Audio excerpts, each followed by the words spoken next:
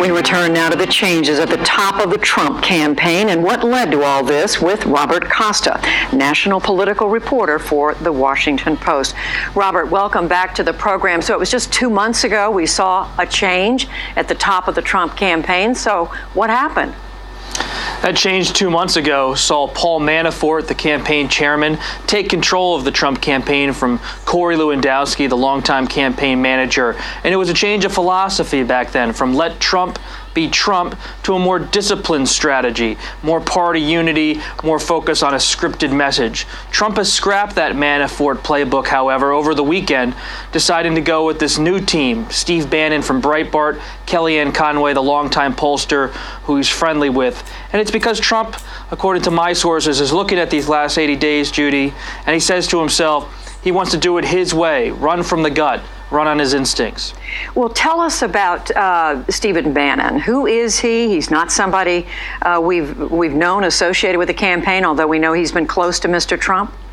He's a colorful and populist figure on the American right, someone who's not closely associated with the Republican Party, hasn't run a presidential campaign before, has rarely, if ever, been involved with political campaigns. But he has been running this website, Breitbart News, which is popular for its nationalist themes, its advocacy against illegal immigration. He has become close to figures like Sarah Palin over the past decade. And this profile on a certain segment of the American right has brought him close to Trump. His politics overlap with Trump's own, and he has been someone who has provided Trump with informal, candid advice over the past year, and Trump has developed this rapport and has turned to Bannon at many turns as he's thought about his campaign. So, Robert, what do your sources tell you we should expect to see change in the Trump's behavior on the campaign trail and the campaign itself? Bannon's strategy, according to people close to both Trump and Bannon, is to run a less partisan campaign than Paul Manafort may have advised for Trump in recent days. And what I mean by that is a populist campaign that does not stress political issues in the traditional way you see in a general election campaign of right versus left. What we should expect to see from Trump, according to the people who were in meetings with him today, is a full-throated nationalist message, something that is based on rallies, media, in trying to rouse those voters, working-class voters, in swing states. And what is meant by nationalist message? It's something that's based in Trump's pitch about immigration and trade and the economic frustration that Trump believes is out there in much of the American, much of the country, and it's a sense that jobs should stay here, products should be made here, foreign policy should be crafted from an almost isolationist perspective, America first, as Trump often says. So, Robert, the people you talk to inside the campaign, do they still believe they can win this? I mean, we know the polls have been difficult in the last month for Mr. Trump. They believe there is a difficult path ahead. But they look at two things. That they think the suburban voters in places like North Carolina, Ohio, and Pennsylvania remain intrigued by Trump, interested in perhaps switching over to Trump in the final stretch, even if they are skittish at Trump at the moment and moving toward Clinton in the polls. If Trump can change his message to really zero in on those voters by focusing on national security, populism, and nationalism, the Trump campaign thinks they have a shot. The other thing they're going to try to win over is more women voters, and that's where Kellyanne Conway comes in. She spent her whole career trying to help Republicans appeal more to the female voter, and that's going to be part of the equation moving ahead. And finally, Robert, do they lead you to believe this is the last change we'll see in the campaign? You never know with Donald Trump. He kept this decision close to his vest over the weekend, did not tell many party leaders, if any, that he was going to make this overhaul in his campaign. He is someone who runs a small operation compared to most presidential campaigns, and he is someone who is a loner in American politics, almost an isolated figure who believes his own calls on political issues, on strategy, matter more than any kind of consultant's advice. Robert Costa with The Washington Post, we thank you. Thank you. And now let's get an inside view of today's changes in the Trump campaign from the woman we've just been hearing about. She's the new campaign manager, Kellyanne Conway. Kellyanne, hello, it's good to see you. We just heard Robert Costa say this has to do in part with Donald Trump, frankly, wanting less discipline, wanting to be himself on the campaign trail. Is that what's going on? Well, I believe, first of all, Judy, thank you for having me, and I appreciate your congratulations. So everybody's always talking about the Donald Trump pivot. Pivot is style when they give him advice. It's don't say this, don't say that, you should do this, you shouldn't do that. And I think when he says, you know, he gets tired of being told by different people inside and outside of what to do and how to speak, it doesn't free him to talk about the issues, which is where he really wants to take this campaign. I think the discipline you have seen this week is in giving those speeches on Monday about radical Islamic terrorism, where whether people like the speech and the solutions or not, at least they can look at them. They can look at the roadmap, they can look at the several-point plan and decide whether or not that is the commander-in-chief they would like to trust. Yesterday, he followed it up with a very unusual, very robust policy speech, really taking the case to Hillary Clinton and putting her on the hot seat to explain why, after decades of public service herself, and why she's been a politician for decades, and why in all of our big cities we have Democratic mayors and we have a rise in poverty and crime and homelessness, a rise in unemployment. So I think he's taken the case right back to Hillary Clinton, which is really his best shot at winning the presidency. And what we just heard from Robert Costa, and it's been reported, the other new person, or the new person elevated, I should say, in the campaign is Stephen Bannon, who does come from Breitbart News. And why would Donald Trump turn to him? He's someone who's never run a campaign before. He's been associated with this pretty controversial news website. What does Mr. Bannon bring?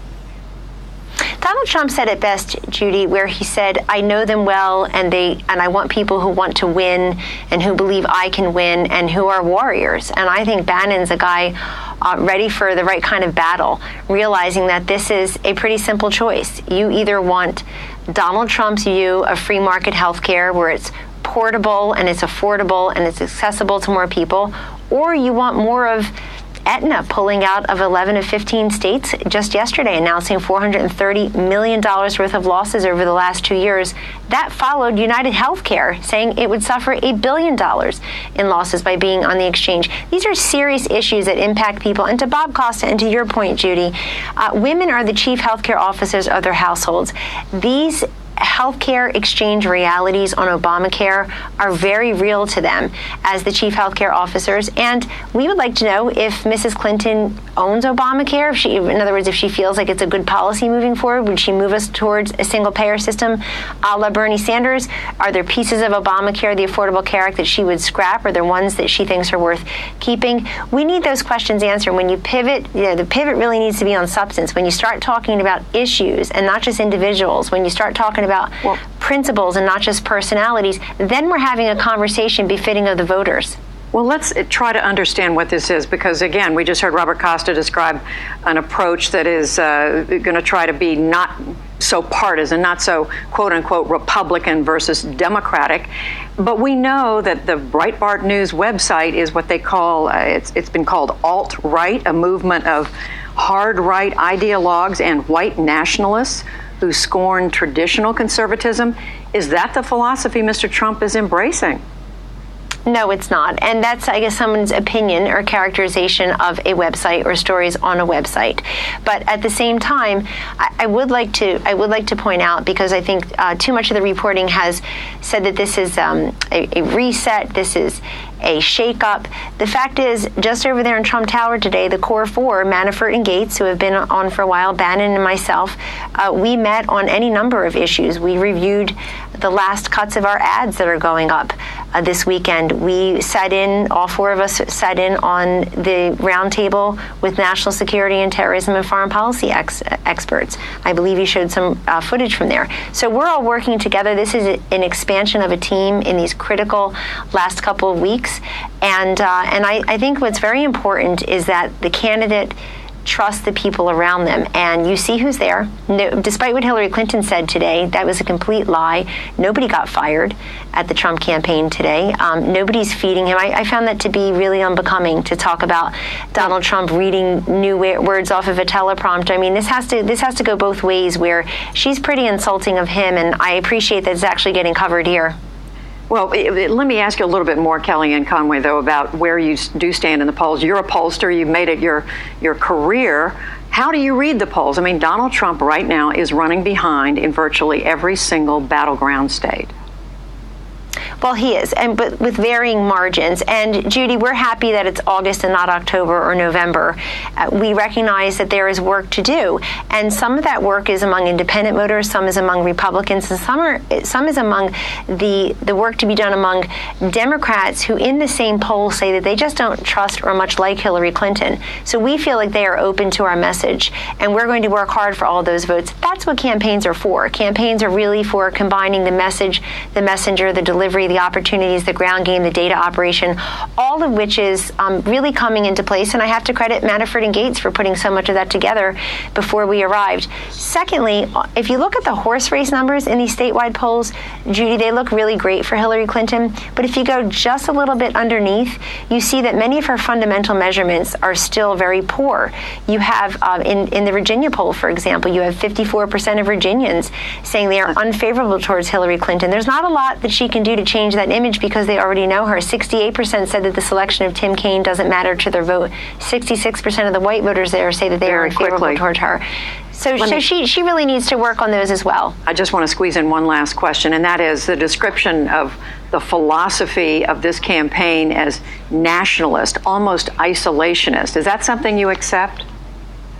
No, in fact, I emphatically reject it. And as I said, Judy, just hours ago, I sat in a roundtable with former and current congressmen, with generals, with elected officials at very high levels, with national security and foreign policy experts, and that was not the talk around that was not the conversation around the table. I assure you, we allowed the press in, and so no, I reject it. But I'm not surprised critics and naysayers have to do that. Look, the only thing I would ask of the Clinton campaign and many of their sympathizers is, when you're asked a question about Hillary Clinton, try not to say Donald Trump every other word. That's where criticisms like that come from. I think people, if you have a real debate on the issues, you go back and you look at the radical Islamic speech from Monday, you go back and look at the law and order speech and the minority community speech yesterday, you find that characterization is patently false. I think I was hearing Robert Costa quote people he was talking to from inside the campaign, but we can straighten that out later. Kellyanne Conway, again, a newly named campaign manager for Donald Trump. Thank you very much. Thank you, Judy.